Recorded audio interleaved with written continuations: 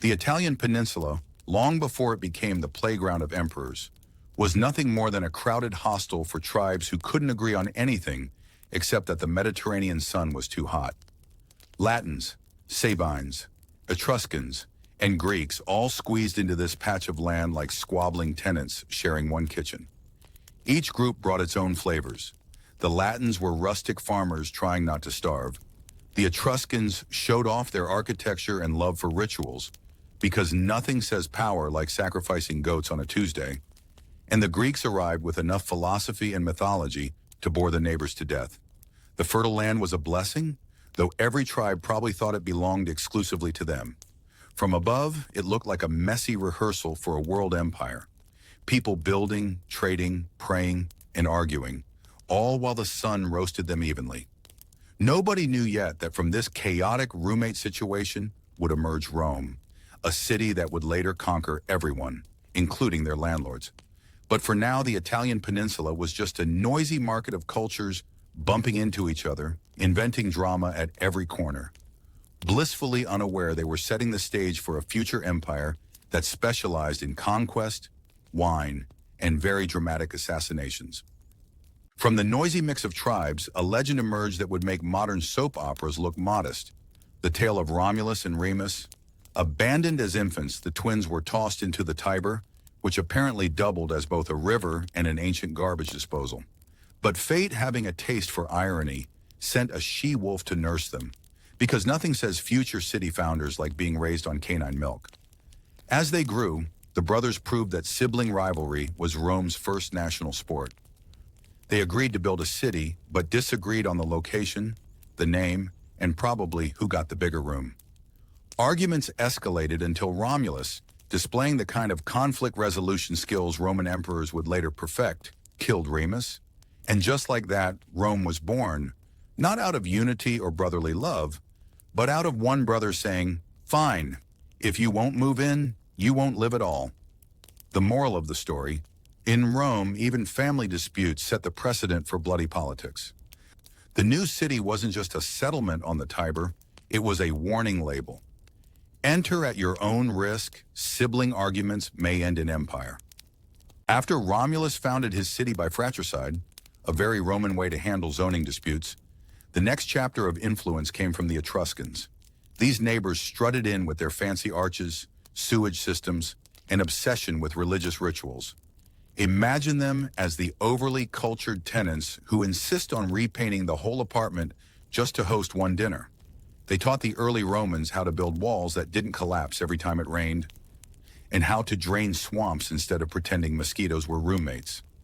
They also introduced gladiatorial games, originally just funerals where the deceased friends politely murdered each other for entertainment.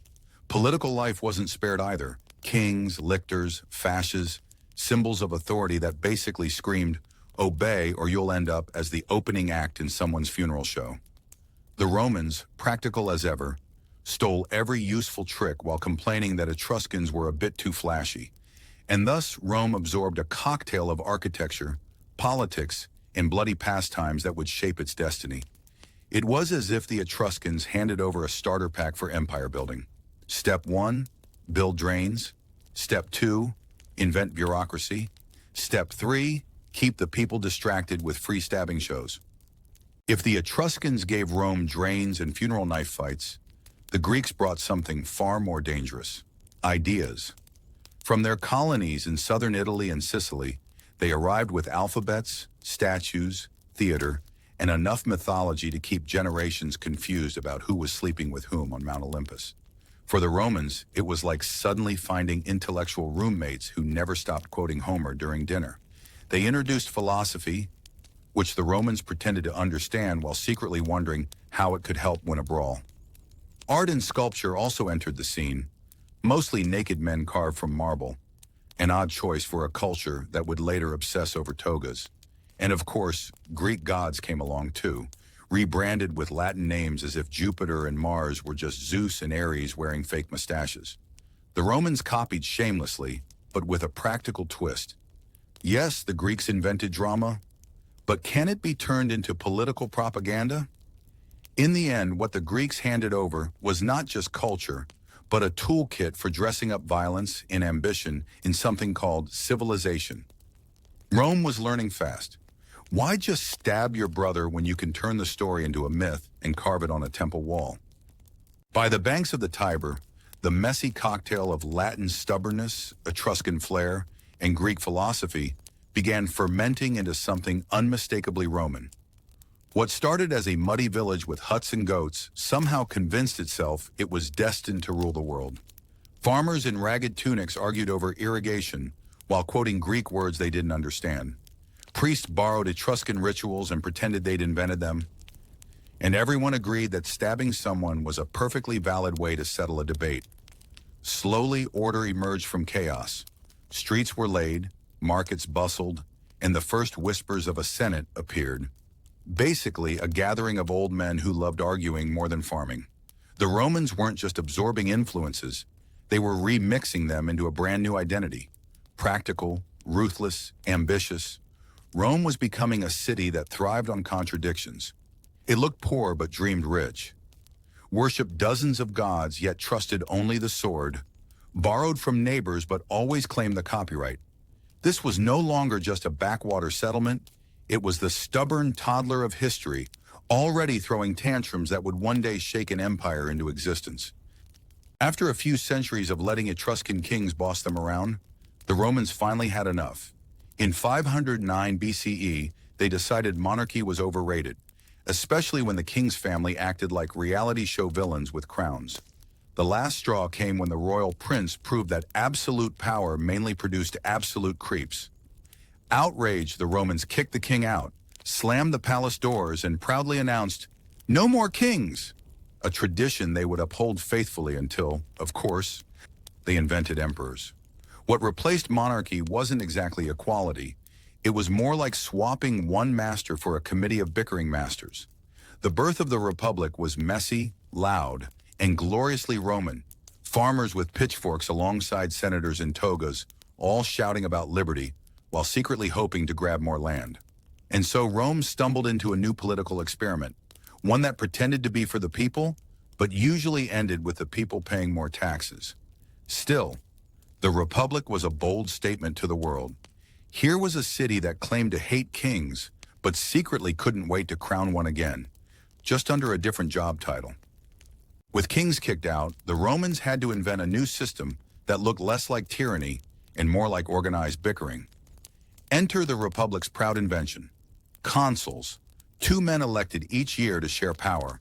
The idea was to prevent dictatorship, but in practice it was like giving 2 drivers the same steering wheel and expecting the cart not to crash. Over them loomed the Senate, a club of cranky old aristocrats who claimed to advise but really just argued about everything from war to wine prices. Meanwhile, the ordinary citizens, the plebs, were allowed assemblies, which sounded democratic until you realized their votes were often more symbolic than useful. Like a suggestion box nobody ever opened. Each piece of this political puzzle came with loopholes big enough to march an army through, but the Romans wore it like a badge of honor. They called it liberty, though it usually meant liberty for the rich to keep being rich. Still, compared to kingship, it felt refreshing. Now corruption had paperwork, bribery had official titles, and ambition came dressed in a toga. Rome had traded crowns for committees and chaos for something that only looked like order. Of course, Rome's new republic wasn't all wine and gladiator games. It came with a built-in class war, patricians versus plebeians. The patricians were the smug aristocrats who claimed they were descended from the city's founders, as if having an ancestor who stabbed someone made them more qualified to govern. The plebeians were the ordinary citizens, the farmers, craftsmen, and foot soldiers, who carried the republic on their backs, but were treated like background extras in a play. Naturally, they got tired of this arrangement and began demanding rights. Their protests led to the famous 12 Tables, Rome's first written laws, carved on bronze tablets and displayed in the Forum. Finally, the plebeians thought, some justice. But in practice, the laws read like fine print in a shady contract. Yes, debts must be paid, but creditors can chain you up like a fashion accessory.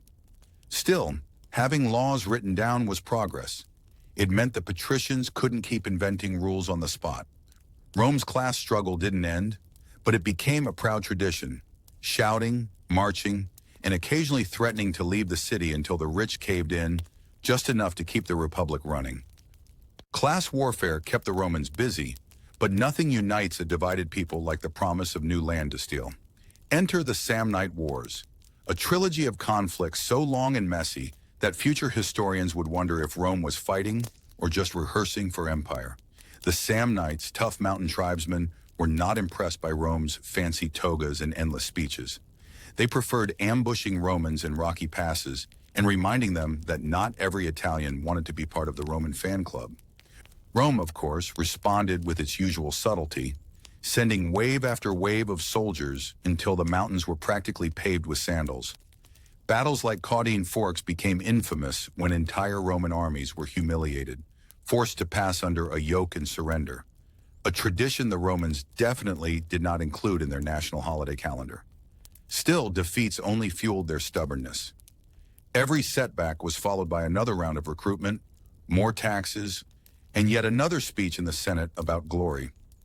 By the end, the Samnites were crushed, and Rome had expanded further across Italy. The message was clear. Yes, the Republic argued a lot at home, but when it came to conquest, everyone agreed that stabbing neighbors was the one policy worth bipartisan support. After humiliations and victories against their Italian neighbors, the Romans realized that brute force was good, but brute force with a contract was even better. Thus was born their system of alliances, a clever scam disguised as diplomacy. Rome offered nearby cities a deal. Join us, get partial citizenship, and the privilege of dying in our wars. Somehow many said yes. To keep the machine running, they built roads so straight that even mountains seemed afraid to curve them. These roads didn't just move legions. They moved taxes, supplies, and the occasional angry mob heading to protest in the Forum. The Roman army itself became a well-oiled meat grinder, disciplined ranks, shiny armor, and the kind of training that made marching until your feet bled sound like patriotism. Soldiers were rewarded with promises of land, which usually meant some swamp nobody else wanted. Still, it worked. Rome was no longer just a loud city on the Tiber. It was now the boss of Italy. With allies roped in, enemies crushed, and an army ready to export Roman arguments abroad. The Republic had found its formula: diplomacy with fine print, roads that doubled as invasion highways, and soldiers too tired to complain. Just when the Romans thought they had Italy under control, a new problem appeared across the water: Carthage. If Rome was a pushy teenager learning how to conquer, Carthage was the rich kid next door with a better house, more money, and an actual navy. The spark. Sicily, an island that was less paradise and more giant chessboard in the middle of the Mediterranean. Both powers wanted it, because controlling Sicily meant controlling trade, grain, and bragging rights at family dinners. Rome looked at Carthage and saw arrogant merchants counting coins. Carthage looked back and saw sandal-wearing farmers pretending to be sailors. The tension escalated from dirty looks to open war, because apparently two superpowers couldn't share one island without acting like toddlers fighting over a toy.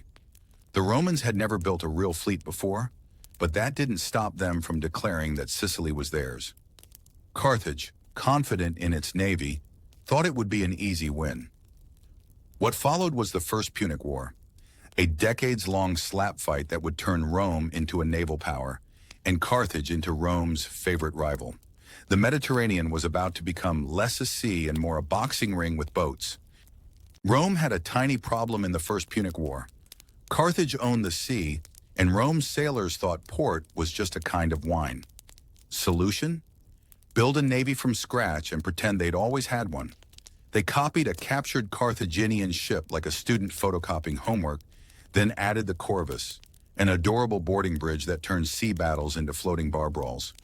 Carthaginian captains expected elegant maneuvers. Instead, Roman marines smashed into their decks like uninvited dinner guests who brought spears. It wasn't pretty. Storms wrecked fleets, treasuries bled, and consuls learned that waves don't care about election cycles. But the Romans had two superpowers: stubbornness and more stubbornness. Losses were followed by more shipbuilding, more taxes, and pep talks about honor shouted over seasickness. Little by little, Sicily slipped from Carthage's fingers, until a final string of defeats pushed them to sue for peace. Rome emerged with its first overseas province in a new identity, not just farmers who stabbed well, but sailors who boarded better. The Mediterranean blinked, confused. When did the sandal crowd become a navy? Answer: the moment they realized you can annex islands faster if you bring your own boats. If the First Punic War turned Rome into an accidental navy, the Second Punic War gave them their worst nightmare: Hannibal. This Carthaginian general looked at the map, saw the Alps, and thought, why not bring an army and some elephants over those snowy death traps? His officers probably expected him to be joking, until they found themselves freezing on a cliff while a war elephant sneezed on them. The march was legendary: avalanches, frostbite, starving soldiers, and elephants slipping on ice like oversized circus acts. Rome, smugly guarding its coasts, suddenly heard, "Surprise! Your enemy is knocking on the back door with elephants." Panic ensued. Roman farmers dropped their plows, senators dropped their wine cups, and everyone realized that maybe underestimating Carthage had been a mistake. Hannibal's audacity wasn't just military genius, it was theatrical chaos. He didn't just invade, he turned nature itself into a weapon, proving that the surest way to terrify Rome was to do something so insane it sounded impossible. The Alps hadn't been conquered by reason, but by stubborn madness. And now Rome faced an enemy who had crossed mountains just to deliver pain with style. If marching elephants over the Alps was Hannibal's opening act, then the Battle of Cannae was his main performance, a masterpiece of destruction that Romans would remember like a national trauma. Rome, determined to finally squash this Carthaginian nuisance, sent an army so big it looked more like a parade than a military force. Hannibal, cool as ever, simply arranged his troops in a crescent and let the Romans charge straight into his trap. What followed was less battle, more blender. Roman legions packed so tightly they couldn't even swing swords, while Carthaginian cavalry cheerfully sealed the exits. By sunset, the battlefield was essentially an all-you-can-stab buffet, with Romans as the main course. Tens of thousands fell, and those who survived probably wished they hadn't. Back in Rome, senators tore their hair, citizens panicked, and everyone agreed this was the worst idea since electing two consuls to share power. Yet somehow Rome didn't give up. Instead, they dug in, raised more armies, and muttered through gritted teeth, "We're not done yet." Cannae was a catastrophe, but for the Romans it became a twisted badge of honor, the proof that even when slaughtered spectacularly, they still refused to quit. Rome had been stomped, battered, and blendered at Cannae, but like a stubborn cockroach, it simply refused to die. Enter Scipio Africanus, a young Roman general with enough confidence to make senators nervous. Instead of chasing Hannibal around Italy, Scipio decided to flip the script. Sail to North Africa and poke Carthage right in its front yard. Carthaginians, panicking at the thought of their fine city being trampled, begged Hannibal to come home. So the great general returned from his Italian vacation, with fewer elephants but still plenty of menace. At Zama, the two titans finally clashed. Hannibal rolled out elephants, but Roman trumpeters blared so loudly the beasts bolted, like oversized puppies terrified of fireworks. The Roman cavalry, actually showing up on time for once, sealed the deal by flanking Carthage's army. Hannibal, cool but cornered, conceded defeat. Carthage was forced to surrender, hand over its fleet, and promised never to start trouble again, basically grounded for life. Rome celebrated like a nation that had just discovered world domination as a hobby. The Punic Wars weren't over yet, but Zama confirmed one thing. Rome wasn't just stubborn, it was now unstoppable. After defeating Carthage and bullying half the Mediterranean, Rome discovered a new enemy, its own economy. Wealthy senators bought up farmland faster than you could say oligarchy, leaving poor farmers with nothing but debts and a sunburn. These estates, called latifundia, were basically ancient mega-farms run on slave labor, while displaced citizens wandered into Rome, crowding the streets, looking for work that didn't exist. The result? An angry, jobless mob with too much free time, perfect for politicians who loved handing out bread and promises they never intended to keep. Aristocrats, meanwhile, congratulated themselves on being self-made while sitting on piles of stolen land. The Republic became a place where the rich got richer, the poor got poorer, and everyone got crankier. It wasn't just an economic crisis, it was the foundation of every riot, reform, and assassination that would follow. Rome had conquered Sicily and Spain, but it couldn't conquer its own class divide. The irony was delicious. The Republic could defeat Hannibal with elephants, but it couldn't survive landlords with vineyards. And so the stage was set for chaos, because when citizens lose their farms, they don't just complain, they sharpen their knives. Out of the chaos of Rome's land crisis emerged two brothers who thought naively that justice might be popular, Tiberius and Gaius Gracchus. They proposed land reforms, redistributing property from the fat cat senators back to dispossessed citizens. Revolutionary, right? Except in Rome, helping the poor translated roughly to suicidal hobby. Tiberius went first, strutting into the Senate with his reform bill, and for a while the people cheered like he was a rock star. The senators, however, preferred their estates intact, so they solved the problem the old-fashioned way, with clubs. Tiberius was beaten to death in public. A political meeting turned into a street brawl. A decade later, Gaius tried the same stunt, with added passion and even bolder reforms. Predictably, it ended in yet another bloodbath, with Gaius cornered on a bridge and choosing suicide over the senator's hospitality. The Gracchi brothers became martyrs, symbols of how Rome handled reform. Not with debates or compromise, but with sharpened sticks and mob violence. Their tragedy wasn't just personal, it was a grim preview of how politics in the Republic was about to turn into gladiator games, minus the lions. Rome's political circus didn't calm down after the Gracchi. It just upgraded to a military show. Enter Gaius Marius, a man who looked at Rome's struggling poor and thought, why not turn unemployment into an army? His reform let landless citizens enlist, handing them shiny weapons in the hope of plunder. Suddenly, the legions weren't loyal to the Senate anymore, but to whichever general promised the biggest spoils. Marius strutted like a populist hero, winning victories and fans, until his old protege Sulla decided to play dictator. Sulla, a man with the permanent expression of someone plotting your downfall, marched his troops straight into Rome, yes, against his own government, because laws were apparently optional. He declared himself dictator, executed enemies in bulk, and posted kill lists like they were menu specials. Senators trembled, allies vanished, and heads quite literally rolled in the forum. The Republic, once a place of debates and speeches, had now become a game of who's the scarier general today? With Marius and Sulla setting the standard, the line between hero and tyrant blurred so badly that even Rome couldn't tell if it was building an empire or rehearsing a horror show. Just when Rome thought its worst problem was politicians stabbing each other, the slaves decided to audition for the role of revolutionary headache. Enter Spartacus, a gladiator who got tired of being the entertainment version of a human piñata.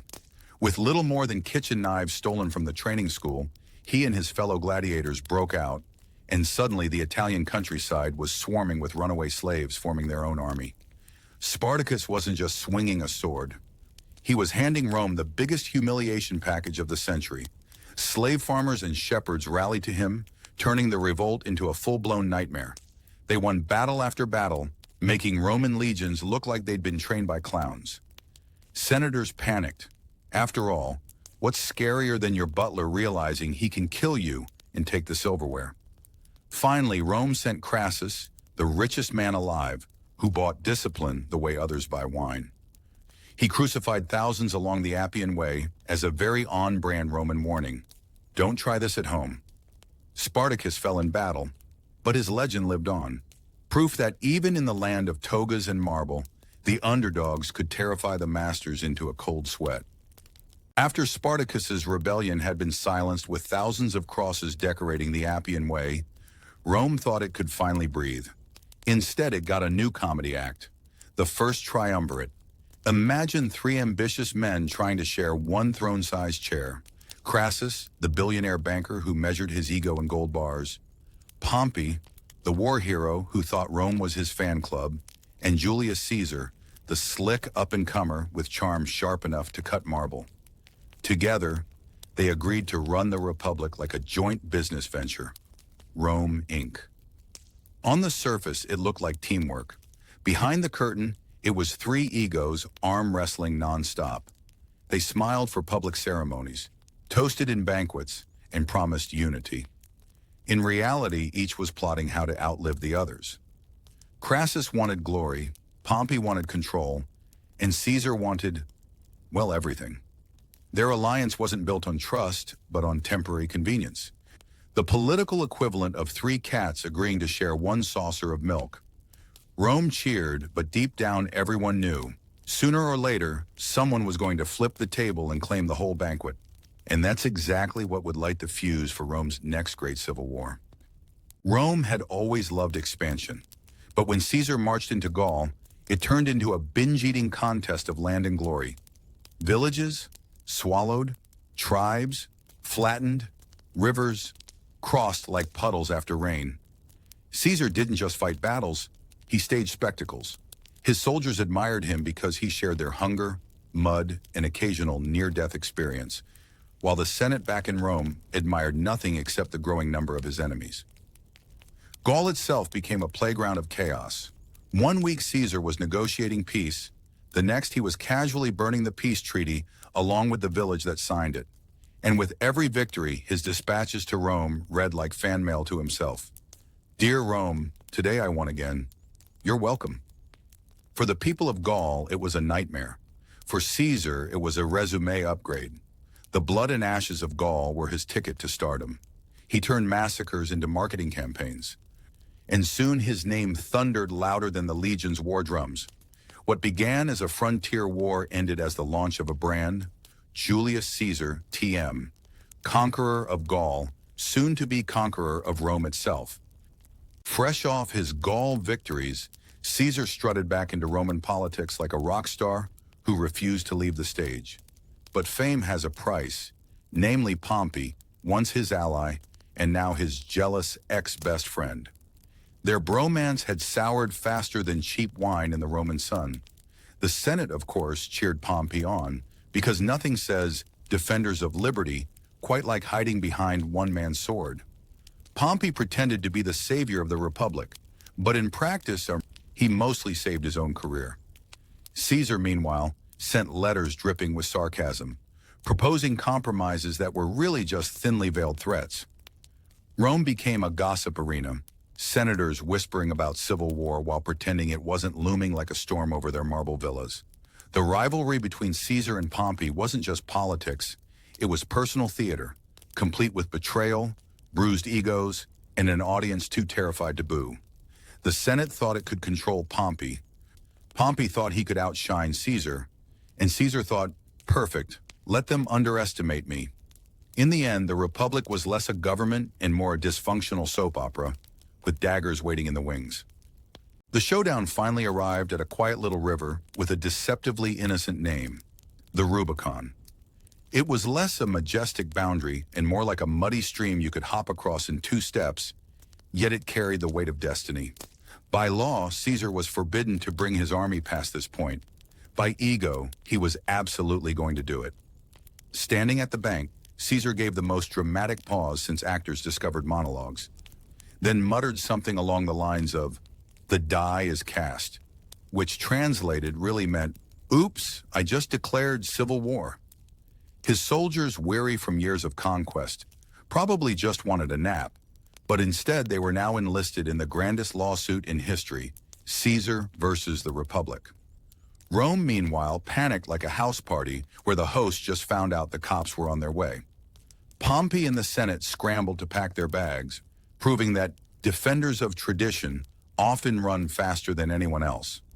Caesar didn't just cross a river, he crossed the line between legal trouble and legendary infamy, with a smirk that suggested he knew history books would make him sound cooler than he felt at that muddy moment. Civil war in Rome was less about ideals and more about who could sprint fastest to the throne. Pompey fled east with all the dignity of a man late for his own funeral, while Caesar chased him across continents like an overly enthusiastic debt collector. Battles were fought, cities trembled, and senators changed loyalties with the speed of gamblers switching tables. At Pharsalus, Caesar's forces crushed Pompey, proving once again that experience and a bit of luck beat Senate speeches any day. Pompey escaped only to meet the world's worst welcome party in Egypt, where he was stabbed before he even unpacked. Caesar, upon arriving, pretended to be shocked, though let's be honest, fewer rivals meant fewer headaches. By the time he returned to Rome, the Republic was a stage without actors. Only Caesar remained, basking in the spotlight. The Senate, reduced to clapping extras, handed him the role of dictator for life. To some it looked like destiny fulfilled. To others, it looked like the Republic had just signed its own death warrant. Caesar accepted with his usual flair, smirking as if he knew the audience loved a man who played both hero and villain in the same act. March year 15th, the Ides of March, looked like just another day on Caesar's busy calendar. Meetings, speeches, and perhaps a little gloating. Instead, it turned into history's bloodiest surprise party. The Senate gathered in the theater of Pompey, which was ironic enough. Caesar's old rival providing the stage for his final act. Senators who had once bowed to him now circled like actors rehearsing a tragedy. Brutus, Cassius, and their friends came armed not with words but with daggers, proving once again that Roman politics was less about debate and more about stab counts. Caesar received over 20 wounds, which, in fairness, was a very thorough resignation letter. His famous last look at Brutus, half betrayal, half really you two, sealed the drama. Rome, which had feared tyranny, suddenly found itself leaderless, staring into chaos it had accidentally ordered. Caesar's death was meant to save the Republic, but instead it signed up for more bloodshed, civil war, and eventually emperors who made Caesar look like the warm-up act. The curtain closed, but the audience didn't leave. They stayed for the sequel, because Rome was never short on drama. After Caesar's dramatic exit, Rome didn't heal. It threw itself into another round of auditions for Who Wants to Rule the World? The stage was soon occupied by three men who could barely share a wine jug, let alone a republic. Octavian, Caesar's baby-faced heir with the charm of a tax form. Antony, the seasoned general who mixed bloodshed with drunken parties. And Lepidus, whose greatest skill seemed to be existing. Together they formed the Second Triumvirate, which sounded impressive but looked more like three cats trying to share one chair. Their alliance promised stability, but quickly turned into a hit list of political enemies. Prescriptions, where senators' names were posted like unwanted advertisements, except the penalty wasn't spam mail but execution. Rome, meanwhile, held its breath, wondering if these three were saviors or undertakers. Spoiler, they were both. This uneasy power-sharing pact set the stage for revenge against Caesar's assassins, while also making sure anyone rich enough to buy a villa had to check if their name was on tomorrow's death notice. For now, the Republic wasn't restored. It was repackaged with three clashing egos fighting to keep the lid on Pandora's box of civil war. When Octavian and Antony finally marched to confront Brutus and Cassius at Philippi, Rome held its collective breath, mostly because half the senators were already on the chopping block.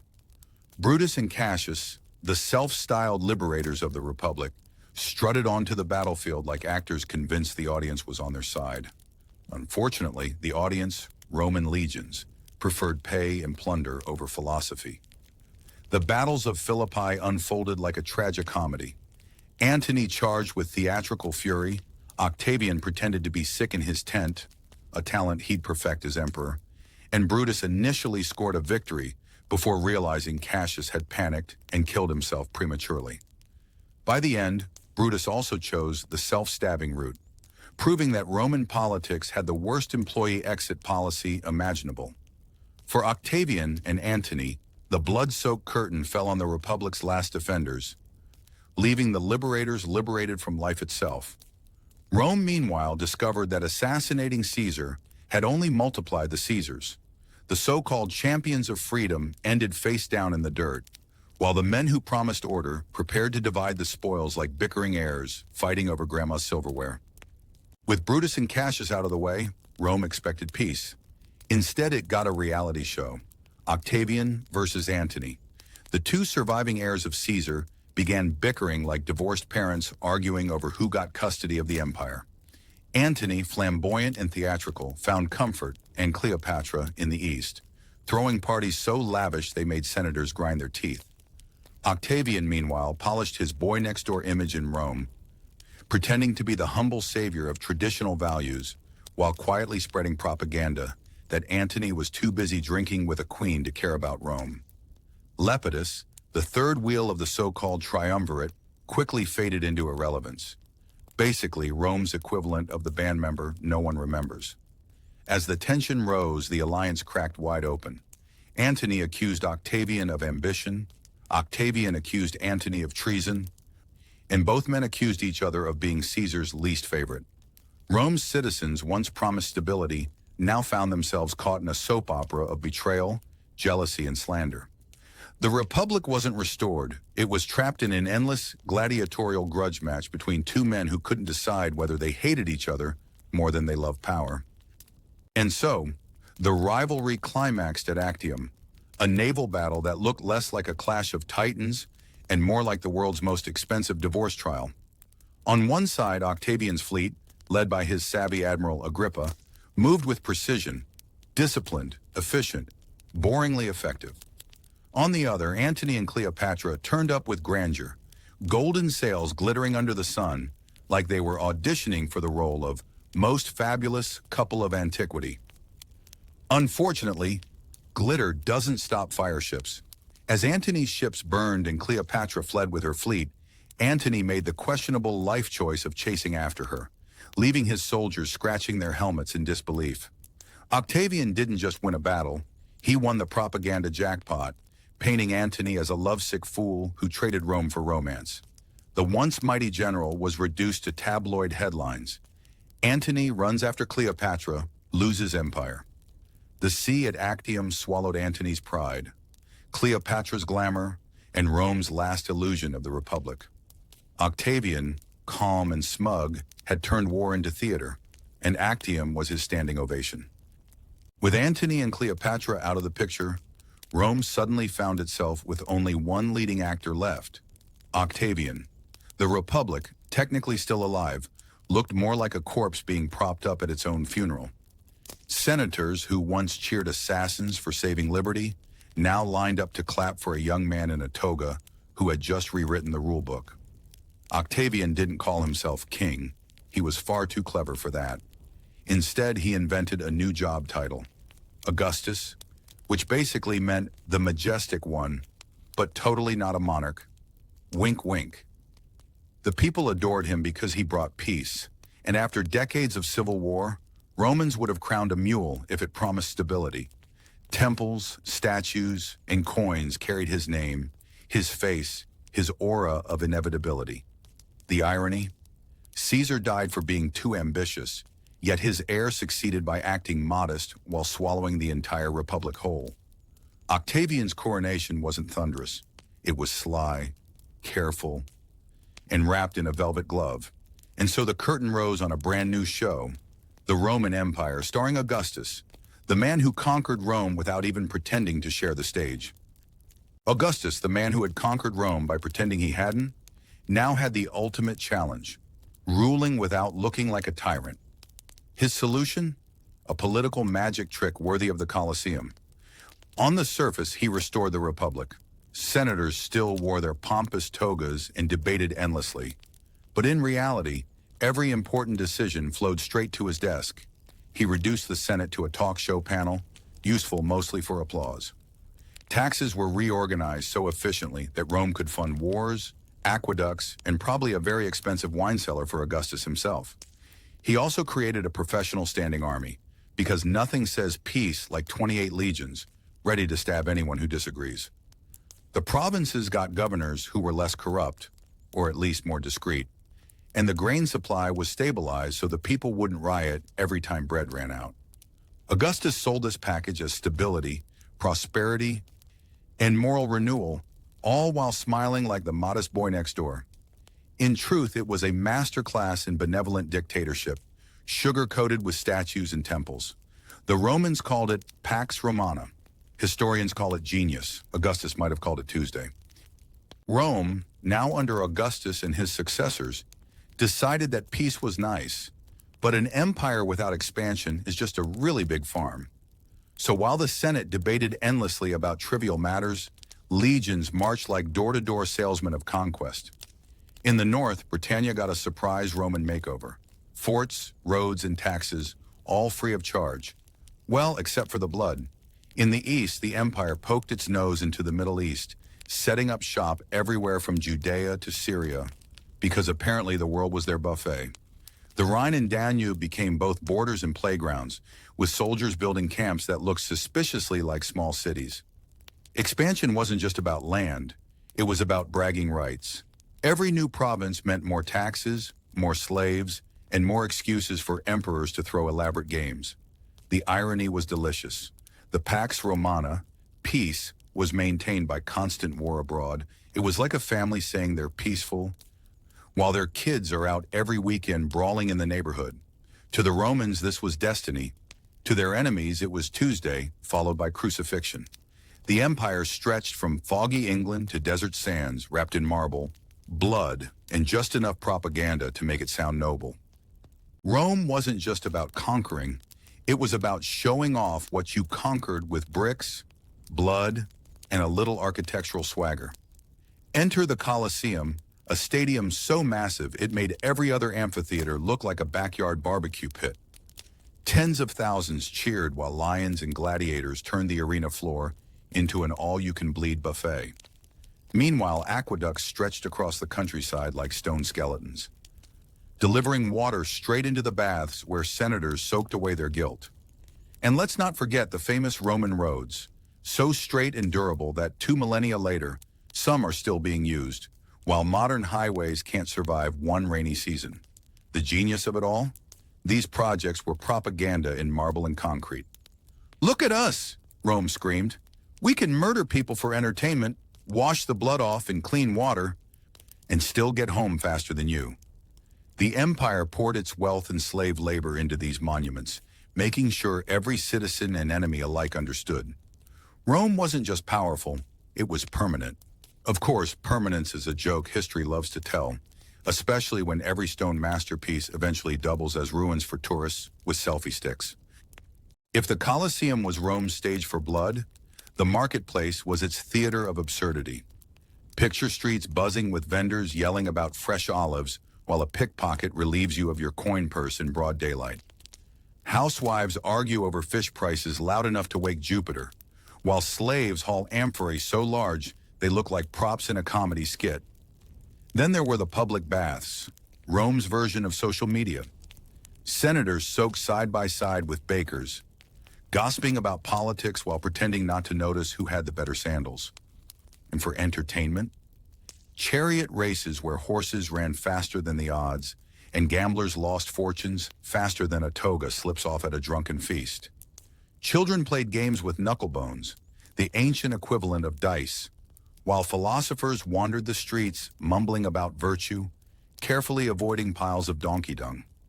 Daily life in Rome wasn't just survival, it was a circus without an intermission. Everyone played their part. The rich showed off, the poor improvised, and the city itself applauded with every clang of a blacksmith's hammer or roar of a racing crowd. In short, Roman normality was anything but normal, just another day in the empire's chaotic paradise. Rome didn't just conquer with legions, it conquered with culture, often louder and more dramatic than the Colosseum itself. Picture poets like Virgil reciting the Aeneid, turning Trojan fan fiction into Rome's official bedtime story, while Ovid got exiled for writing love manuals that made Augustus blush. In the theaters, actors en masse shouted tragedies so loud you wondered if they were trying to scare Jupiter himself.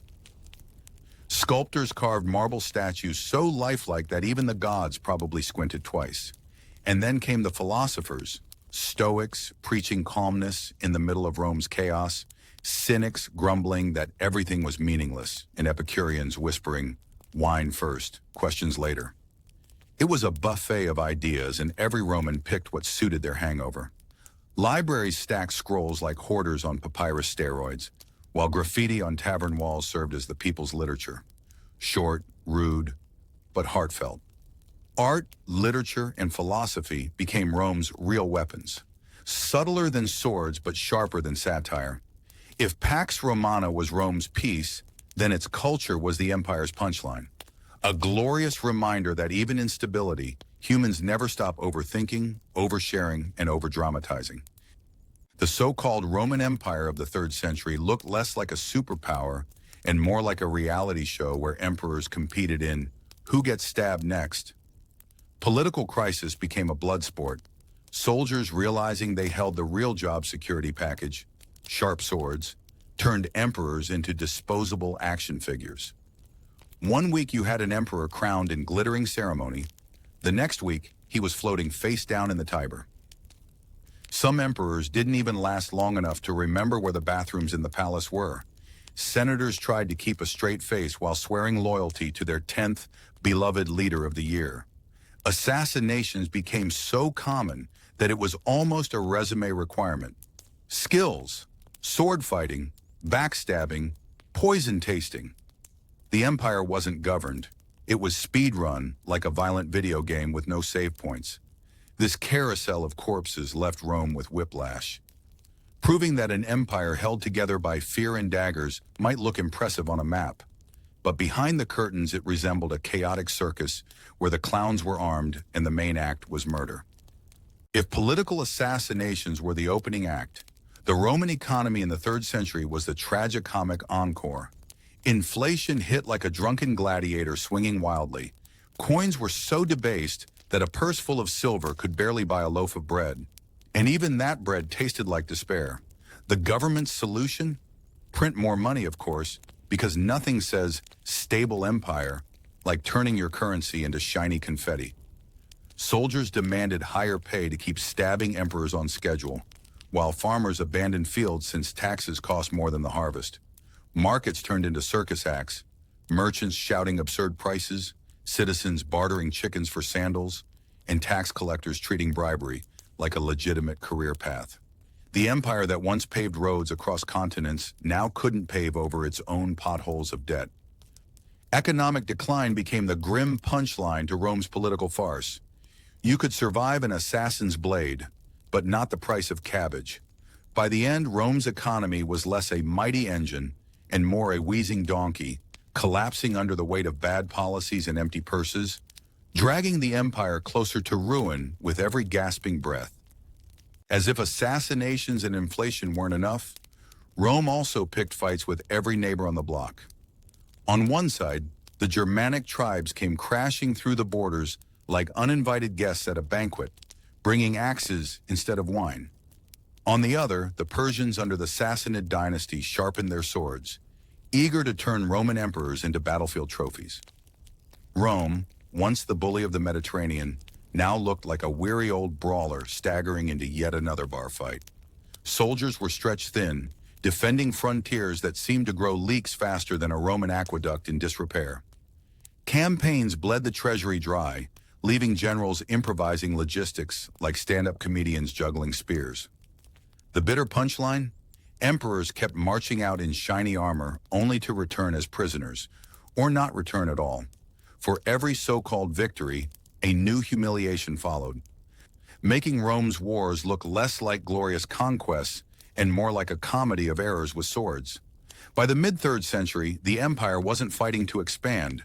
It was fighting not to become the punchline of its own obituary. After years of emperors dropping like flies and borders collapsing faster than Roman morals at a feast, someone had to clean up the mess.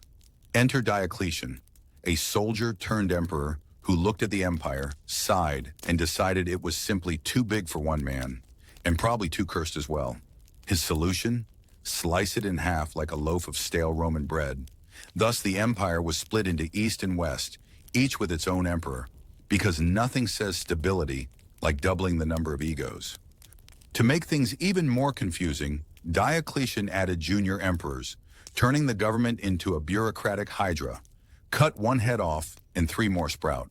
Supporters hailed it as genius. Critics called it overcomplicated. and the soldiers just wondered which emperor's name they were supposed to shout before charging into battle. Still, the division brought a temporary pause to chaos, though everyone suspected it was more of a band-aid on a gladiator's spear wound. The East would thrive while the West kept tripping over itself, but for the moment, Rome could at least pretend it wasn't already halfway into its obituary. After Diocletian's bureaucratic Hydra experiment, Rome desperately needed a strong hand, and preferably one attached to a man who wouldn't be assassinated by breakfast. Enter Constantine, a general who fought his way through rivals like he was auditioning for the role of last emperor standing. His most famous stunt? Allegedly seeing a cross in the sky before battle and deciding Christianity might be a safer bet than the old gods, who clearly hadn't been great at job security. Victory in hand, Constantine decided Rome itself was too messy, too chaotic, too full of ghosts of murdered emperors. So he packed up the imperial capital and moved it east, founding Constantinople, a city with better geography, fresher plumbing, and fewer senators plotting stabbings behind marble columns. Romans called it pragmatic. Critics saw it as running away in style. Either way, Constantine's shiny new capital became the future heart of empire, while the old Rome kept crumbling like a forgotten loaf of bread. Constantine had given the empire a second life, or at least bought it a little more time before the next round of chaos arrived. Rome, once the neighborhood bully, suddenly found itself the scrawny kid being shaken down for lunch money. Germanic tribes, Goths, Vandals, Franks, lined up at the empire's buffet like it was an all-you-can-eat collapse special. The Goths took the forests, the Vandals had a taste for Mediterranean coasts, and the Franks politely said, "Don't mind if we do in Gaul." Then came the Huns, storming in on horseback with the energy of a heavy metal concert gone wrong. Each tribe was less barbaric invader and more unexpected house guest who refuses to leave. Only these guests carried swords and burned down the furniture. Roman generals tried patchwork diplomacy, bribery, and occasional battles, but it felt like plugging holes in a sinking ship with wet parchment. The empire's vaunted legions, once iron machines of discipline, now looked like exhausted mall cops trying to stop a stampede. And while Rome still pretended it was in control, everyone knew the truth. The barbarians weren't knocking at the gates anymore. They had moved in, redecorated the place, and were now charging rent. In 410, Rome, once the eternal city, got treated like a piñata at a barbarian birthday party. The Visigoths under Alaric strolled through the gates as if invited, and the empire's defenses collapsed faster than a badly built stage. Citizens who once bragged about Roman superiority now found their silverware, statues, and even sacred relics hauled away like cheap souvenirs. For 3 days, the Visigoths looted, smashed, and redecorated the city with fire and chaos. The Senate wrung its hands, the generals disappeared, and the people discovered what it felt like to be on the receiving end of history's boot. Ironically, the conquerors didn't even want to keep Rome. They just wanted food, gold, and a bit of revenge. Alaric himself seemed less like a destroyer and more like a disgruntled guest demanding better service. Yet the psychological blow was immense. The great empire, which once made the world tremble, was now reduced to watching its capital stripped bare like an abandoned theater after the show. The message was clear. Rome wasn't eternal, just overdue for demolition. If Rome thought being looted by the Visigoths was the ultimate humiliation, then Attila the Hun arrived to prove that misery has sequels. Nicknamed the Scourge of God, Attila had all the charm of a hangover and the negotiating style of a loan shark with a cavalry. His hordes thundered across Europe, demanding tribute like an unstoppable protection racket. Pay up and maybe your city only loses a few limbs. Refuse and the Huns would redecorate your landscape with smoke, bones, and horse manure. Roman diplomats trembled in their sandals, whispering prayers while offering cartloads of gold just to keep Attila amused. Yet the man wasn't entirely unreasonable. He enjoyed luxury feasts, fancy tents, and occasionally sparing a city if the bribe was big enough. Rome, once the bully of the playground, now found itself handing lunch money to a rougher kid. The real punchline? Attila didn't even need to conquer Rome to terrify it. His very presence was like a bad review hovering over the empire's crumbling Yelp page, reminding everyone that the eternal city's glory days were gone, replaced by desperate bargaining with the barbarian landlord of Europe. In the year 476, Rome finally pulled the curtain on its tragicomedy.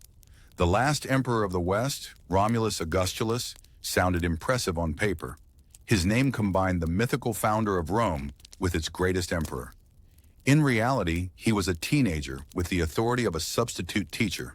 Enter Odoacer, a Germanic general who decided the empire had run out of plot twists. He walked into the palace, politely informed Romulus that the show was over, and packed him off into early retirement with a pension. No dramatic last stand, no fiery speech, just Rome signing its resignation letter in silence. The empire that once stretched across continents ended not with a bang, but with paperwork, like a mighty lion quietly turning into a house cat. The irony was brutal. Centuries of conquest, rivers of blood, and endless propaganda, all undone by a man who simply said, "Enough." Historians call it the fall of the Western Roman Empire. To the Romans who survived, it was Tuesday. Rome wasn't burned to ashes that day. It just changed landlords, from emperors to barbarian kings, and the great Romulus Augustus, he became history's least intimidating trivia answer. And so, with Romulus Augustus shuffled off the stage, the curtain fell on the Western Roman Empire. Historians often describe this moment with solemn gravitas, as if the world itself cracked in half. But for those living through it, the collapse felt less like divine punishment and more like a bad landlord finally being evicted. Rome's grandeur didn't vanish overnight. It slowly morphed into castles, feudal lords, and peasants complaining about taxes in entirely new accents. The Middle Ages was less a rebirth than Rome's awkward after-party, where everyone showed up in chainmail instead of togas. Irony dripped from history's pen. A civilization that prided itself on eternal glory ended with a teenager losing his job, and the so-called Dark Ages turned out to be a rebranding exercise. The fall of Rome wasn't the end of civilization, just a costume change. Senators became bishops, legions became mercenaries, and emperors became medieval kings who thought crowns were better if they had extra spikes.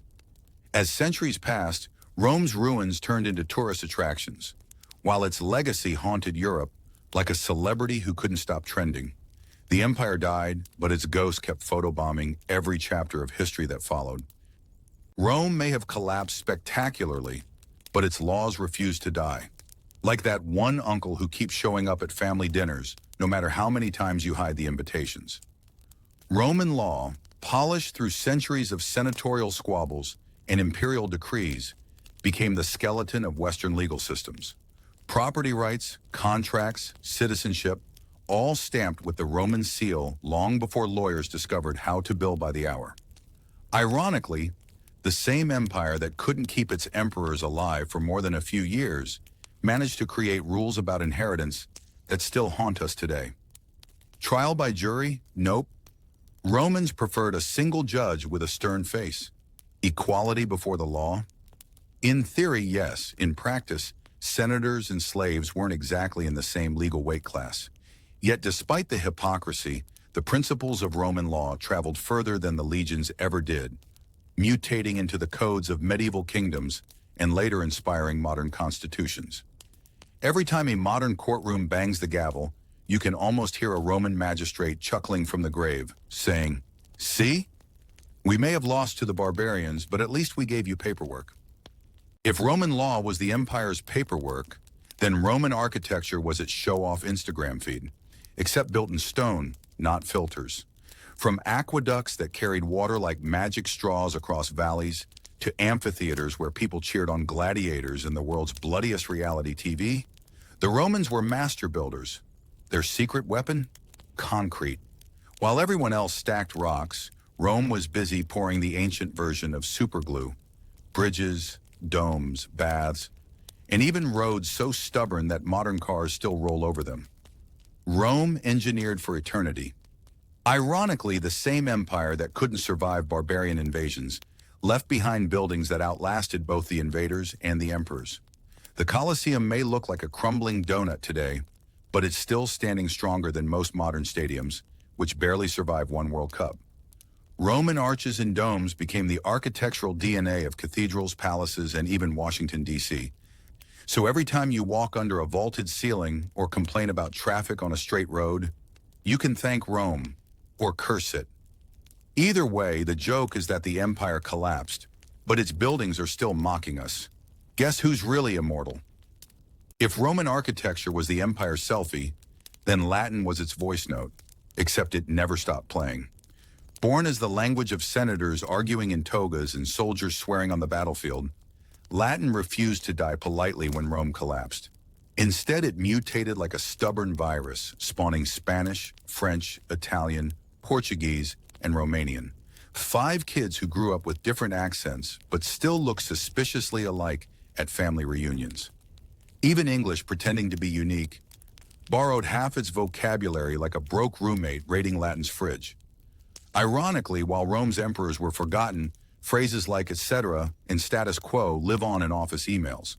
The Catholic Church also kept Latin alive, chanting it like a sacred password, long after Romans stopped paying taxes. So the empire may have vanished, but its language sneaked into every law book, love poem, and medical prescription. Next time your doctor scribbles something in Latin, remember, it's not sorcery, it's just Rome reminding you, still here, sucker. The joke is that Rome lost its territory but gained immortality by turning into the words coming out of your own mouth. If Latin was Rome's ghostly voice, then Catholicism was its immortal theater troupe, touring the world with incense and Latin chants.